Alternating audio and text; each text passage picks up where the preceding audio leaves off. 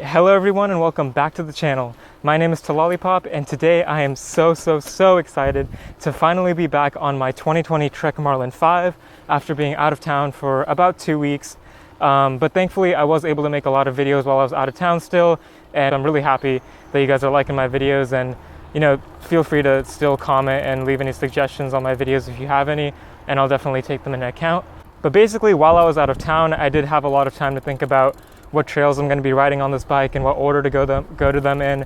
And basically what I figured out is I'm going to try to start with easier trails and then move on to intermediate and then difficult and then more difficult, and basically keep going and see how this bike handles on each one of these trails, how far I can push this bike and what its limits are, and if it's worth getting this bike as your main trail bike or if you should use it more as a commuter or something like that.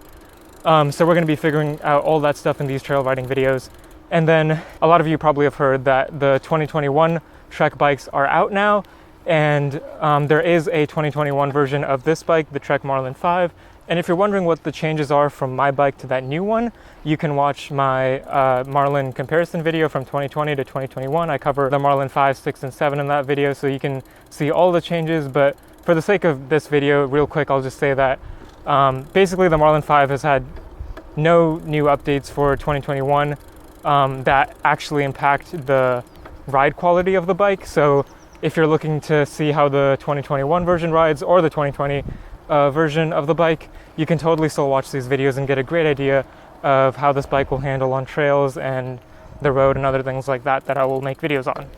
But with that stuff out of the way, I'm going to talk about the trail I'm going to be riding today, which is going to be an easy to intermediate trail.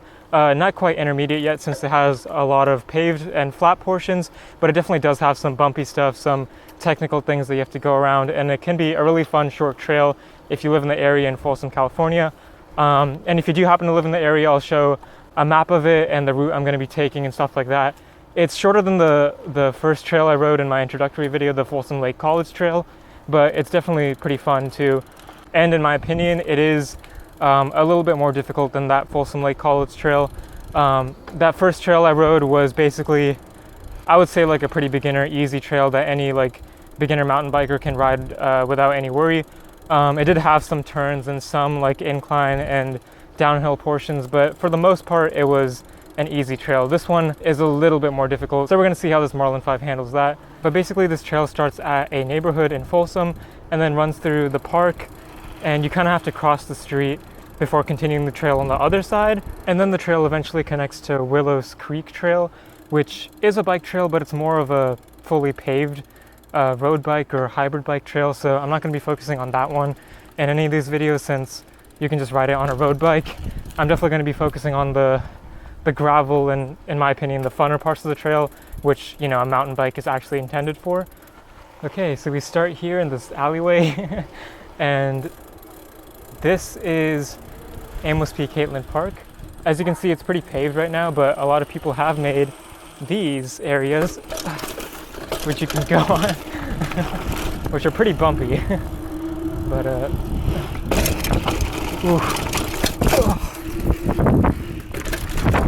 all right, so my camera fell out but I got it back in place, and hopefully we can do this a second time without the camera falling out.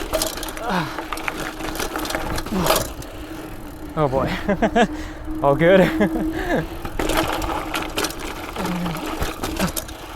I went on the brakes a little bit more that time, so just some more proof to how bumpy this trail is compared to the first one I rode. I had no problems there. If you keep going down this way, you'll reach, the park area, and it's kind of just paved from here on. But there are actually some detour routes you can take if you decide not to go this way. We're going to eventually have to go this way to reach the other side of the trail, but I'm going to go back up to the detour route, which is kind of a fun rock-filled area. All right, so for the detour route, you go down this thing again. And you'll notice there's a part right here, which you can go down. All right, so this part's pretty technical. Not as easy for a beginner mountain biker like me. Oh, going uphill, I guess. Ooh, that is steep. Oh, let's get up here. Sorry about that.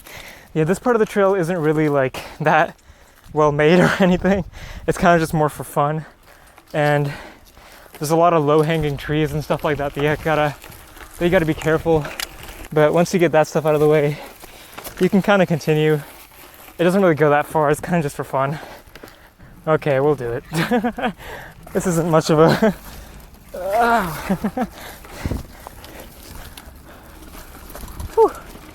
And then you just kind of end up at a dead end here.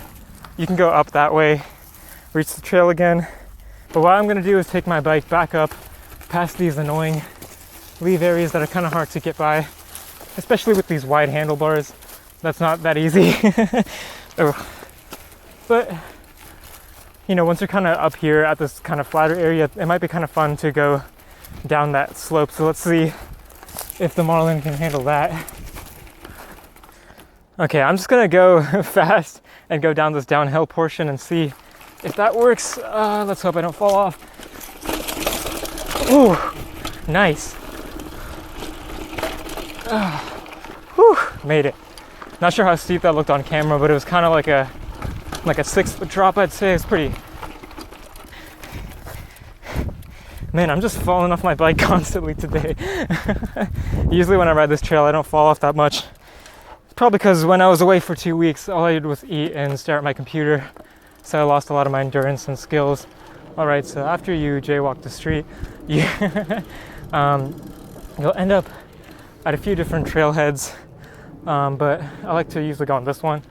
You kind of just go on this gravel portion and let's see how this bike handles it.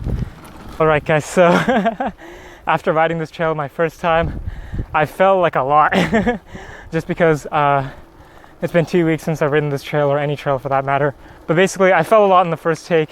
I'll kind of include some of those just because it's funny, and you can see how the Marlin 5 handles some of those drops and stuff. It was totally fine. I'm not injured or anything, and the bike's fine. Then I'll show my like actual take. I usually ride this trail no problem. I've never fell on it before. Ooh. Okay. Yeah, it's really bumpy over here, but that makes it kind of fun. Woo! A little bit of a jump there. And basically, if you continue on this path, it leads you to Willows Creek Trail, but it's pretty much this the whole way through, this paved path, and that's not, you know, as fun of a ride on a mountain bike.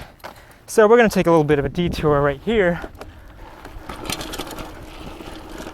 I'm not great at turning at all, but I just lost my skill, didn't I? Let's see if the drivetrain got messed up from that hit. Yeah, it looks like it's on the first gear. So that's a bit of a problem, but you know, I fell off my bike, so you know, what can I really say? I'm gonna try this little detour again because usually I ride pretty well without falling. I've actually never fallen on this trail, and that's why I kind of considered it an easy to intermediate trail. But in terms of the Marlin, which is what I'm here to like basically give my opinions on, I mean, me falling off is mainly like my skill type of thing. I'm not that used to riding mountain bikes or on trails, but this bike in itself, I mean, it's still fine. Nothing's, you know, loose or anything like that. The tires are fine. The drivetrain, I guess, did have a chain slip, but obviously I did fall off my bike, so that kind of makes sense. But I could definitely see where this bike might benefit from just a 1 or 2 by system in the front instead of 3 gears in the front, because then you'd have, you know, less chance of the chain skipping gears and things like that. But that being said, like for a budget mountain bike, that's not really a big deal to me at all. Just like moving the chain back or just switching gears so it's in the right gear again. And I've dealt with that pretty much on all the bikes I've had in the past, so oh boy. It's pretty short. I mean, as you can see, it's like a 10-foot long loop basically. It's not that long at all, but it is pretty fun if you're, you know, pretty close by to it and you want to ride a trail, maybe you don't have that much time to ride one. This is great. Let's not fall on this turn. Good. Maybe change some gears for this. Haha, nice. Boom, perfect run. Just more proof that this bike is great and can easy to handle these easy to intermediate trails. and any other error is probably my fault. Ooh, lots of bumps there. This is mainly straight though. Ooh. Right as I said that. Kind of bumpy actually. I mean, this bike is so fast on the concrete for sure. Let's hit this part.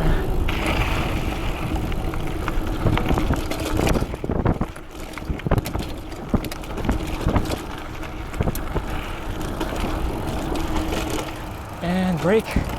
The brakes work so well. Easily just stopped after going like so fast there and was able to turn around no problem. No drivetrain issues, no tire punctures.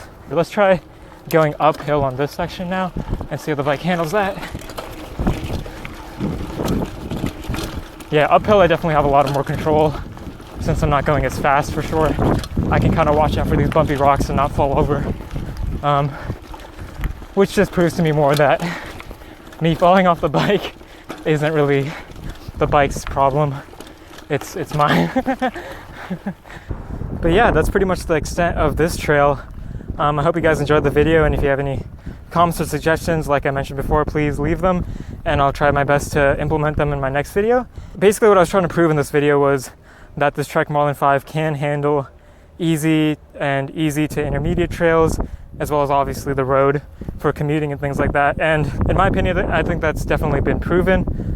Obviously I fell off this bike a lot, but so I was able to handle those twists and turns and me falling off in the bumpy areas and the fast like downhill terrain, as well as the uphill. It did the uphill pretty well in my opinion. We got a lot of gears to make that easier, of course. I mean, so far I've actually never even used the lowest gear on this bike for climbing, but you know, if you do end up finding a really steep climb or something like that, you can totally use this bike for that purpose as well and get up it no problem.